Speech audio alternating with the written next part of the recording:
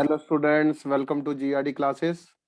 आज के लेक्चर में मैं आपके साथ डिस्कस करूंगा कि कौन से मेन न्यूमेरिकल्स हैं, कौन से मेन टॉपिक्स हैं जो टर्न टू से रिलेटेड आपको बिफोर एग्जाम प्रिपेयर करने हैं। ठीक है, तो ये टॉपिक उन टॉपिक्स में से हैं जो आपको बिना कहे, बिना सोचे समझे याद करके जाने हैं। इसके लिए सबसे पहले आपको क्या चाहिए? Written practice. तो जो बच्चे रिटन प्रैक्टिस कर रहे हैं तो उनको कुछ भी टेंशन लेने की जरूरत नहीं है, क्योंकि कोरोना के टाइम में मोस्टली स्टूडेंट के साथ क्या दिक्कत आई है कि उनकी रिटन प्रैक्टिस और यू कैन से सेटिंग उनकी बिल्कुल जीरो है। तो सबसे पहले हम स्टार्ट कर रहे हैं इलेक्ट्रोमैग्नेटिक वेव से। ठीक है, तो इलेक्ट्रोमैग्नेटिक वेव जो है हमारा टर्म टू का चैप्टर नंबर 1 बोला जाएगा और ये चैप्टर नंबर 8 होता है। ठीक है, तो इलेक्ट्रोमैग्नेटिक वेव से रिलेटेड मैं आपको सबसे पहले ये बताना चाहूंगा कि इलेक्ट्रोमैग्नेटिक वेव्स में से सबसे पहले आपको एक टॉपिक है इसके अंदर, properties. Properties of EM wave, ये आपको ये फर्स्ट टॉपिक है जो आपको सबसे पहले maximum to maximum 5 to 6 properties आपको याद करनी है। दूसरा मेन टॉपिक है इसके अंदर, that is energy density of electric field, जो है energy density of magnetic field की बराबर है। ये एक डेरिवेशन पार्ट है, मैं साथ साथ में लिख रहा हूँ डेरिवेशन, तो ये वाली डेरिवेशन भी आपको करनी है। ठीक है, थर्ड टॉपिक है इसके अंदर रिप्रेजेंटेशन ऑफ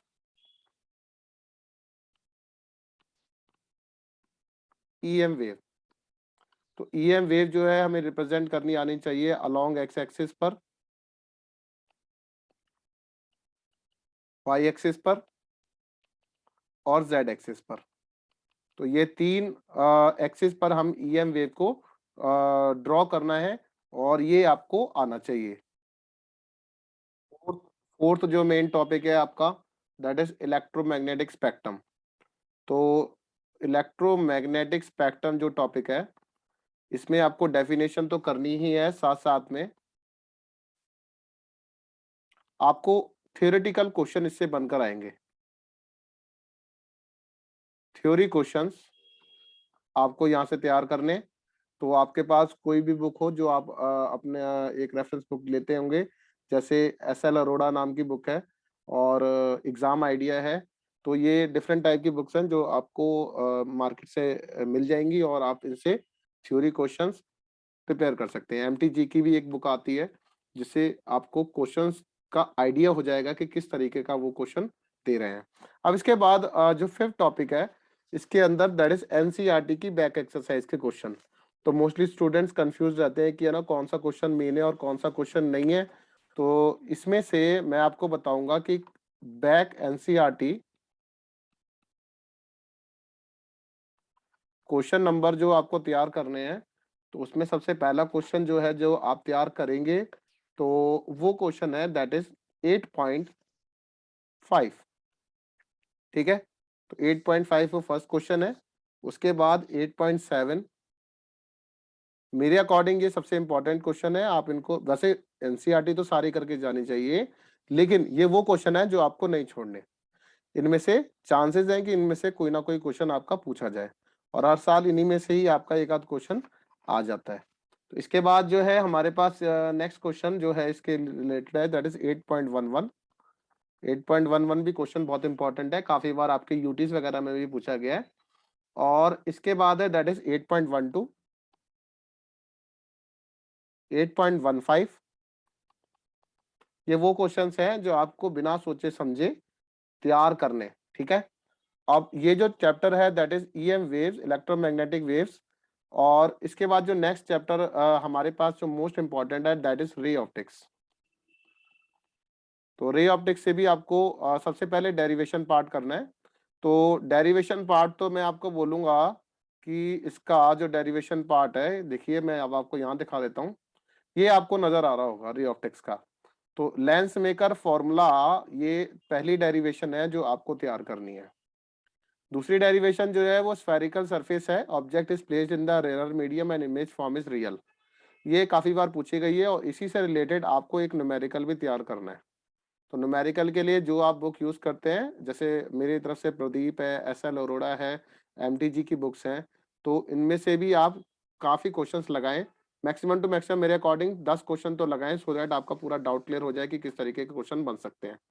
ठीक है, लेंस मेकर फॉर्मूला से डेरिवेशन प्लस न्यूमेरिकल दोनों पार्ट पूछे जा सकते हैं। तो डेरिवेशन पार्ट जो है आपका अराउंड 12 से 14 नंबर का होना चाहिए इस 35 नंबर के एग्जाम में।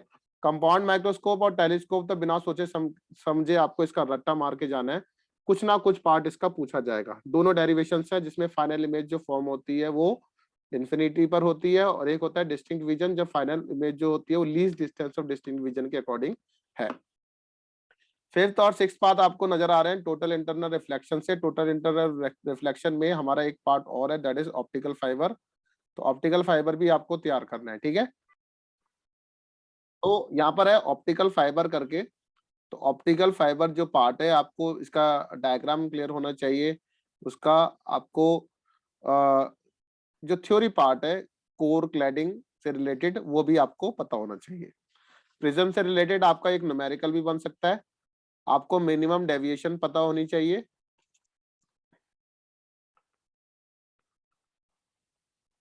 ठीक है, और इसके जो एनसीईआरटी की बैक एक्सरसाइज के क्वेश्चन है वो आपको सभी बच्चों को, जो सबसे मेन क्वेश्चन है सबसे पहले मैं वो बता रहा हूँ। तो एनसीईआरटी बैक एक्सरसाइज के क्वेश्चंस भी आपको तैयार करने हैं। तो एनसीईआरटी की बैक के क्वेश्चन जो अब आप लगाएंगे तो आपको पता चलेगा कि कितना सारा पार्ट है जो अभी तक आपने प्रिपेयर करा ही नहीं होगा। ठीक है ना, तो इसमें जो मोस्ट इंपॉर्टेंट क्वेश्चंस हैं मैं रैंडमली बता रहा हूँ, और ये क्वेश्चन जो मुझे याद है 9.34, ये काफी बार एग्जाम में पूछा गया हुआ क्वेश्चन है। ठीक है, इसके बाद है 9.35, ये वो क्वेश्चन है जो बच्चे नहीं करके जाते, इसकी तरफ बच्चों का ध्यान नहीं रहता, कहते हैं एडिशनल क्वेश्चन है कोई नहीं, कोई पूछा नहीं जाएगा, लेकिन हाँ यही क्वेश्चन पेपर में सेम टू सेम पूछा चला जाता है। ठीक है, इसके बाद जो नेक्स्ट मोस्ट इंपॉर्टेंट क्वेश्चन है जो बच्चे छोड़ के जाते हैं और इस पर बिल्कुल ध्यान नहीं देते, दैट इज क्वेश्चन नंबर है वो 9 पॉइंट जो मुझे नजर आ रहा है यहाँ पर 14। ठीक है, ये तो बहुत बार देखा गया है। और इसके बाद जो नेक्स्ट क्वेश्चन है इसमें दैट इज 9.11, 9.10, ठीक है, 9.1, 9.9, ठीक है, 9.5। मैं स्टार जो बना रहा हूँ 9.14 पे बना रहा हूँ क्योंकि ये काफी बार एग्जाम में प्री बोर्ड वगैरह में काफी बार दिया जाता है। ठीक है, अब इसके बाद जो नेक्स्ट क्वेश्चंस बन सकते हैं इसमें है एक है 9.8। तो 9.8 भी पार्ट कर जाएंगे, कोई टेंशन की बात नहीं है, इतना आप कर सकते हैं। कुछ हॉट्स के न्यूमेरिकल है, मेरी रिक्वेस्ट है, एक क्वेश्चन इस तरीके का बना हुआ है, आपको 3 लेंसेज बने होंगे, आप अपनी किसी भी प्रीवियस ईयर की बुक देख सकते हैं, तो उसमें सैंपल पेपर में इस तरीके का एक क्वेश्चन दे रखा है 3 लेंसेज वाला, तो ये क्वेश्चन भी आप करके जाएंगे। क्लियर, तो ये वो मोस्ट इंपॉर्टेंट क्वेश्चंस हैं जो आपको बिफोर एनी एग्जाम एनसीईआरटी के क्लियर होने चाहिए। ठीक है, तो अब इसके बाद जो नेक्स्ट है दैट इज रे ऑप्टिक्स के बाद अब आता है वेव ऑप्टिक्स। तो वेव ऑप्टिक्स में मेरी रिक्वेस्ट है सभी बच्चों से, सबसे पहले आपको वेव फ्रंट्स, आपका 1 नंबर का क्वेश्चन बन सकता है। वैसे तो सबसे स्टार्टिंग में जो पार्ट्स के फॉर्म में पूछा जा सकता है वो वेव फ्रंट है, इसमें जिसमें टाइप ऑफ वेव फ्रंट्स है ये आपको ड्रॉ करने आने चाहिए। तो ये ड्रॉ वाला पार्ट आपको करना है। ठीक है, तो दूसरा जो मेन पार्ट है इसके अंदर दैट इज इंटरफेरेंस की डेरिवेशन। इंटरफेरेंस ऑफ लाइट की आपको डेरिवेशन करनी है। ये 2 टर्म में है, एक तो साइन के टर्म्स में भी दे रखी है और एक कोसाइन के टर्म में भी दे रखी है। तो साइन कोसाइन दोनों आपको बुक में मिल जाएंगी, किसी भी बुक में मिल जाएंगी, तो दोनों पार्ट दोनों तरीके से आपको सॉल्व करने आनी चाहिए। थर्ड पार्ट है कि इंटेंसिटी से रिलेटेड एक न्यूमेरिकल पूछा जा सकता है। देखो टर्म 2 में बहुत ज्यादा पार्ट जो है वो कट चुका है इस चैप्टर से, तो ये इंपॉर्टेंट, मैं मोस्ट इंपॉर्टेंट बोलूंगा इसे, ये वाला पार्ट आपको करके ही जाना है। द फोर्थ पार्ट जो है इस चैप्टर का जो सबसे इंपॉर्टेंट है that is diffraction of light. तो डिफ्रैक्शन ऑफ लाइट की आपको जो सिंगल स्लिट एक्सपेरिमेंट है, सिंगल स्लिट एक्सपेरिमेंट भी आपका एग्जाम में पूछा गया है, तो इसकी अभी आप ओनली डेरिवेशन पार्ट करेंगे। न्यूमेरिकल में एनसीईआरटी की बैक एक्सरसाइज का बता दूंगा कि सो दैट जो बच्चा बिल्कुल भी जिसने बुक नहीं खोली, आप वो बच्चा भी इसको लेकर 35 में से मोर देन 18 मार्क्स ला सकता है। बस ये आपके ऊपर है कि आपको ये किस तरीके से परफॉर्म करना है, आपको किस तरीके से सेटिंग लगानी है अपनी। और वाईडीएससी से आपका एक न्यूमेरिकल बनेगा, इसकी डेरिवेशन मत करना, ठीक है, इसका जस्ट न्यूमेरिकल पार्ट करना। मैं कॉन्फिडेंटली इसलिए कह रहा हूं कि मुझे पता है कि इस तरीके का ही पेपर आता है, पिछले 10 सालों से ऐसा ही देखा गया है, ठीक है। अब आ जाते हैं एनसीईआरटी बैक की ओर। तो एनसीईआरटी बैक एक्सरसाइज के वो कौन से न्यूमेरिकल हैं सर जो हम प्रिपेयर करें, हमें बिल्कुल कुछ नहीं आता, हमने पूरे साल जो है मोबाइल फोन चलाए हैं और उस मोबाइल फोन के कारण हमने अपनी एनसीईआरटी खोली नहीं। तो रिक्वेस्ट है, that is 10.7 NCERT back, important है, करके जाना है। 10.4 ये भी करके जाना है। 10.5 10.5 पर भी आप जरा इस पे स्टार बना लीजिए, ये तो करके ही जाना, ठीक है। 10 पॉइंट आपको 6 भी करना है, तो मतलब कहने का मतलब ये है कि 10.4 5 6 7 और 10 पॉइंट इसके बाद इसके बाद भी है बहुत सारे क्वेश्चन जो आपको तैयार करने हैं, उसमें से है 10.17 जिसकी थोड़ा सा चांसेस लग रहे हैं, और 10.16 भी सही लग रहा है क्वेश्चन जो आपको प्रिपेयर करना है बिफोर एग्जाम, ठीक है। और एक और थ्योरेटिकल क्वेश्चन है जो है 10.19 और 10.20, ठीक है। तो ये वो क्वेश्चन है जो आपको बिफोर एग्जाम प्रिपेयर करके जाने, क्लियर। तो ये जो हो जाता है, ये हो जाता है मेरा chapter that is wave optics. अब the next one is dual nature. Sir dual nature तो बिल्कुल ही नहीं पता क्या करना है, तो मेरी तो सबसे पहले रिक्वेस्ट है, इसमें फोटो इलेक्ट्रिक के लॉज हैं जो आपको सबसे पहले तैयार करने हैं। आप किसी भी सैंपल पेपर को उठाइए और उसमें जो पहला टॉपिक दे रखा होगा most important, that is laws of photo electric emission, ठीक है। और यही जो है ये आपको तैयार करने हैं। इसके 4 लॉ है जो आपको सबसे पहले याद कर लेना, इसमें से आएगा, और ये 100% है कि कुछ ना कुछ इससे रिलेटेड पूछा जाएगा। इसके बाद इस तरीके के एनोड पोटेंशियल से रिलेटेड इंटेंसिटी के ग्राफ बने हुए हैं, इसके थ्योरी पार्ट आपको तैयार करना है। इसके 2-2 3-3 पॉइंट्स आपको पता होने चाहिए, ठीक है। इसमें क्या फर्क है, इसमें इंटेंसिटी डिफरेंट होती है और इस वाले केस में इंटेंसिटी सेम है, तो इनका स्टॉपिंग पोटेंशियल डिफरेंट है। इसमें स्टॉपिंग पोटेंशियल जो सेम है, ठीक है, ये एनोड पोटेंशियल एक्स एक्सिस होती है, वाई एक्सिस इंटेंसिटी को बताती है, ठीक है, इस तरीके से। और एक जो ये वाला ग्राफ है, ये वाला ग्राफ, ये मेटल ए और मेटल बी से रिलेटेड हम करते हैं, तो ये वाला पार्ट भी आपको करके जाना। तो ये 3 मेन ग्राफ है जिससे रिलेटेड आपका एक 100% क्वेश्चन बनता है, ठीक है। इसके बाद जो थर्ड पॉइंट है that is NCERT back. NCERT back में जो हमारा जो मेन क्वेश्चन बनेगा सर इसके अंदर से, दैट इज फर्स्ट क्वेश्चन है 11.3, जिसकी हम कहते हैं कि हाँ भाई इसकी इंपॉर्टेंस है कि हाँ भाई ये वाला क्वेश्चन करके ही जाना। इसके बाद है नेक्स्ट दैट इज 11.5, इसके बाद है दैट इज 11.8, 11.9, ठीक है। ये वाले वो क्वेश्चंस हैं जो आप हर एक बच्चे को लगाने आने चाहिए और ये करके भी आना है। 11.12, 11.11, ठीक है। इसके बाद है नेक्स्ट दैट इज 11.20, ये भी इंपॉर्टेंट है, ये आपका काफी बार यूटीज वगैरह में पूछा गया वो क्वेश्चन है, ठीक है। और इसके बाद जो आप निकालेंगे, इसके बाद एक क्वेश्चन और बोल रहा हूं मैं आपको, अपनी तरफ से कह रहा हूं, ये करके चले जाना।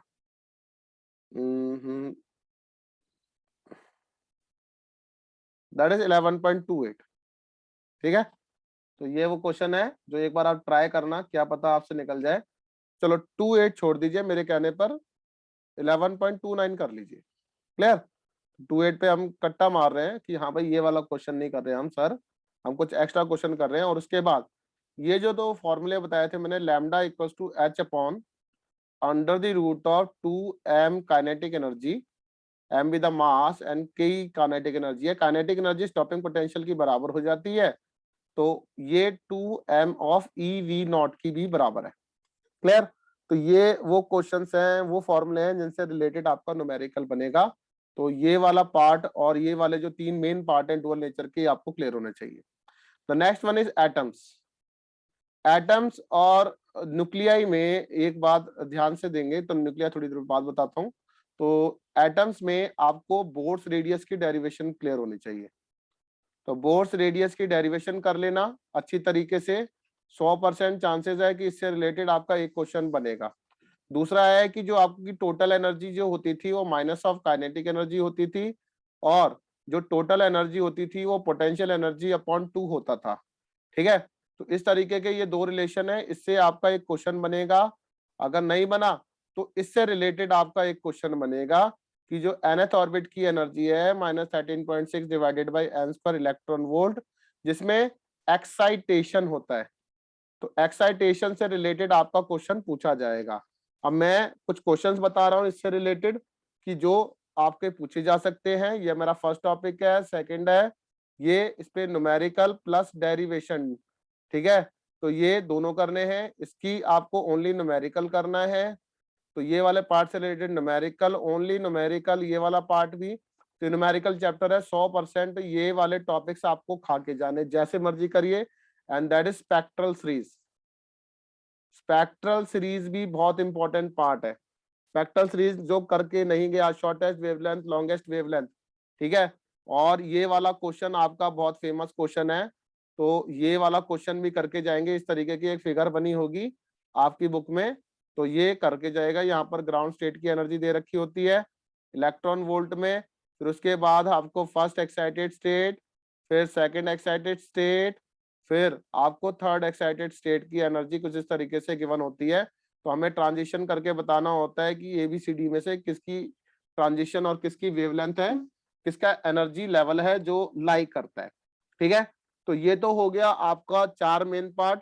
Lyman, Balmer, Paschen, Brackett, Pfund, ये भी आपको पता होना चाहिए क्या होते हैं, कैसे ये इनकी एनर्जी लेवल्स है।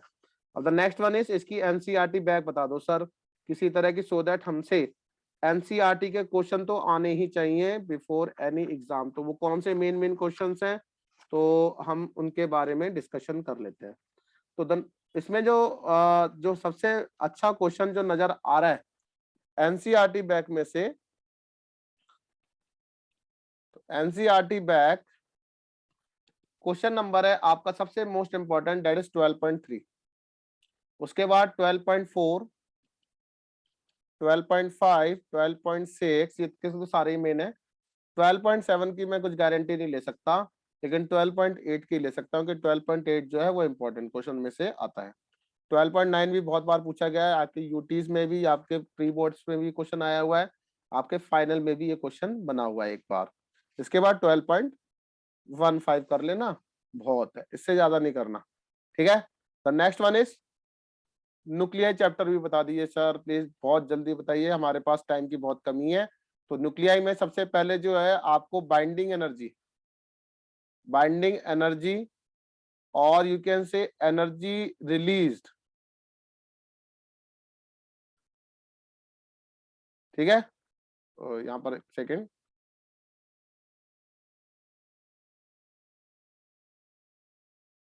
ठीक है। तो एनर्जी रिलीज से लेकर जिसपे हम Q वैल्यू, जैसे x प्लस ए है, y plus B plus Q है, तो हमें Q निकालना होता है। तो दैट इज एनर्जी रिलेशन में, सॉरी एनर्जी रिलीज से रिलेटेड, और you can say binding energy से रिलेटेड ये क्वेश्चन एक बनेगा। रिएक्शन क्वेश्चन है, और ये रिएक्शन क्वेश्चन आपको तैयार करना ही करना है। जैसे इसके बाद जो नेक्स्ट टॉपिक है, इसी के अंदर जो मोस्ट इंपॉर्टेंट है, इससे रिलेटेड आपका एक न्यूमेरिकल बन सकता है। ठीक है, ये मोस्ट इंपॉर्टेंट पार्ट है। थर्ड पार्ट है कि न्यूक्लियर डेंसिटी जो होती है वो इंडिपेंडेंट होती है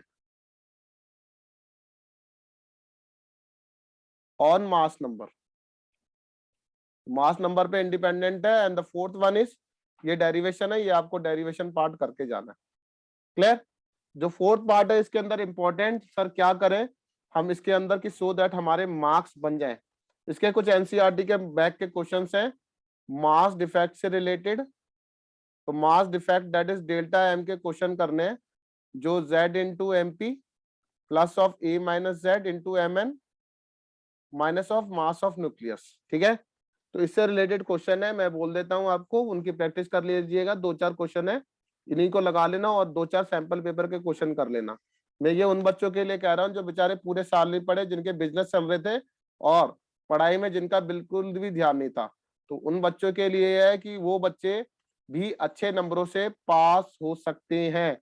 दैट इज 13.2, 13.4, ये वो क्वेश्चंस हैं जो आपको तैयार करने हैं। इसके बाद है दैट इज 13.5, सॉरी 13.5 नहीं है, यहाँ पर 13.13 कर लो, ज्यादा सही है। ठीक है, अच्छा क्वेश्चन है, निकल जाएगा। और 13.16 कर लो। ओके, 13.26 कर लो। तो ये वो क्वेश्चन है जो आपको तैयार करने हैं। ठीक है, अब एक लास्ट चैप्टर है दैट इज सेमीकंडक्टर। तो सेमीकंडक्टर से भी बता दीजिए, सेमीकंडक्टर एक थ्योरेटिकल चैप्टर है। मेरी रिक्वेस्ट है, सबसे पहले फोटो डायोड करो, फिर एलईडी करो, फिर सोलर सेल करो। इन तीनों में से एक पार्ट आएगा। दूसरा पार्ट क्या करे सर, पीएन जंक्शन का रट्टा मार लेते हैं, ये तो पूछ लिया जाएगा। थर्ड पार्ट, सर डिफरेंस याद होना चाहिए, या तो फुल वेव रेक्टिफायर या फिर हाफ वेव रेक्टिफायर। ठीक है, तो ये भी आपका क्लियर होना चाहिए। फोर्थ पार्ट क्या करें सर, ये तो पहला डिफरेंस हो गया, इस पे है एक दूसरा डिफरेंस है दैट इज फॉरवर्ड और रिवर्स बायसिंग, फॉरवर्ड और रिवर्स बायसिंग, ये भी आपको कर लेना। इसके बाद नेक्स्ट है energy band diagrams.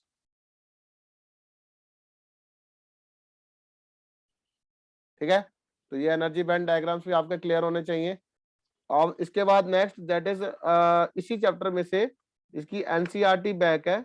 NCERT back के कुछ क्वेश्चंस है वो मैं बता देता हूँ, जो आप लगा लेना पेपर से पहले, तो सो दैट कि आपके लिए भी थोड़ा बहुत आइडिया हो जाए कि किस तरीके का क्वेश्चन बन सकता है। तो 11.41 है, 11 पॉइंट सॉरी 14.11 है। ये एनसीईआरटी का पहला क्वेश्चन है जो आपको तैयार करना है। ये काफी बार पूछा गया हुआ क्वेश्चन में से एक है। और 14.12 कर लेना। ठीक है, तो ये था मेरा एक क्विक मैप करके क्विक रिवीजन मेन टॉपिक्स की, सो दैट कि आप इस तरीके से इन टॉपिक्स को तैयार कर लीजिएंगे। कोई भी डाउट होता है तो please contact on my WhatsApp number. Thank you very much.